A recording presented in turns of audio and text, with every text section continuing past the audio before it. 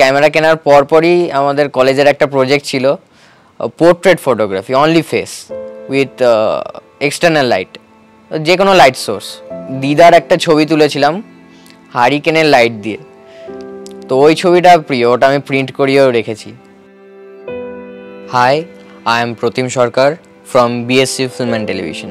ছোটো থেকে আমার ন্যাক ছিল নাচের দিকে, নাচটাকে ভালোবাসতাম। কন্টেম্পোরারি আর এরিয়াল অ্যাক্ট নিয়ে স্পেশালাইজেশন, মানে অ্যাকচুয়ালি ওটা আমার স্পেশাল ফর্ম ছিল। প্রথমে এসে একটু ভয় ছিল যে সবার সাথে কমিউনিকেট করতে পারবো কি না, কীরকম হবে।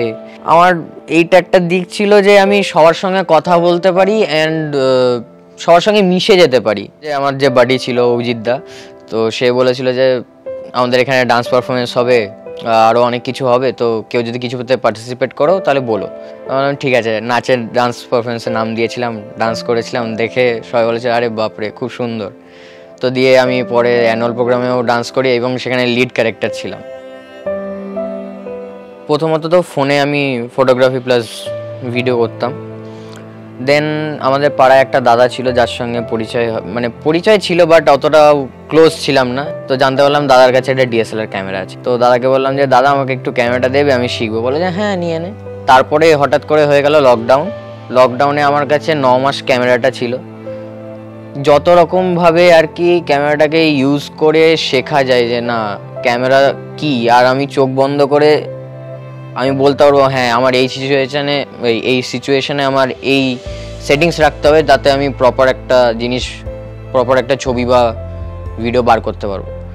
তো আমার এটা একটা টার্গেট ছিল লকডাউনে। আমি প্রত্যেক 9 মাসে প্রতিদিন করেছি, কিছু হোক না হোক আমাকে 10টা ছবি তুলতেই হবে। ওর মধ্যে থেকে একটা ছবি বেরোলেও আমি সেটা বার করব। আমি যে ফটোগ্রাফি শিখেছি সেটা অ্যাকচুয়ালি স্ট্রিট ফটোগ্রাফি থেকেই। তো স্ট্রিট করতে গেলে কি হবে, বিভিন্ন রকম লাইট কন্ডিশন পাবো, যেটা দিয়ে আমি আর কি জানতে পারবো কোন জায়গায় আমাকে কীরকম সেটিংস রাখলে আমি কীরকম ছবি পাবো, এক্সপিরিয়েন্স বাড়বে।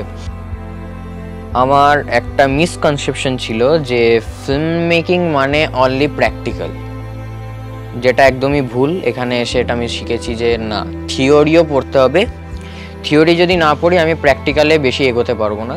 তো আমার কিন্তু ফ্ল্যাশ ফটোগ্রাফি ম্যানেজেরিয়াতে শেখা, হাউ টু ইউজ ফ্ল্যাশ। তারপর এই আমার কাজগুলো দেখে অবশ্যই ভালো লাগে, যার জন্য আমাকে কলেজ থেকে বাইরের কিছু কাজে পাঠানো হয়। একটা নর্মাল স্টুডেন্ট থেকে এমন একটা স্টুডেন্ট হয়ে ওঠা যে আজকে এসে কলেজের যত বড় একটা ফেস্ট হয় ম্যানেজেরিয়া, সেখানকার মিউজিক ভিডিও আমি শ্যুট করেছি। অনেক দিন ধরে ইচ্ছে ছিল কিন্তু সুযোগ পাচ্ছিলাম না, সেই সুযোগটা পেয়ে গেছি বাই চান্স। আমাদের যে টিমটা আছে, আমাদের যে ফ্রেন্ড সার্কেল কলেজের, আমরা 4-5 জন একটা বন্ধুদের টিম আছি। তো আমরা এই টিমটা হচ্ছি কলেজের ফার্স্ট এত বছরের মধ্যে ফার্স্ট আমরা এমন স্টুডেন্টস যারা একটা ফিচার ফিল্ম বানাচ্ছি 55 মিনিটসের, কলেজে ফার্স্ট টাইম।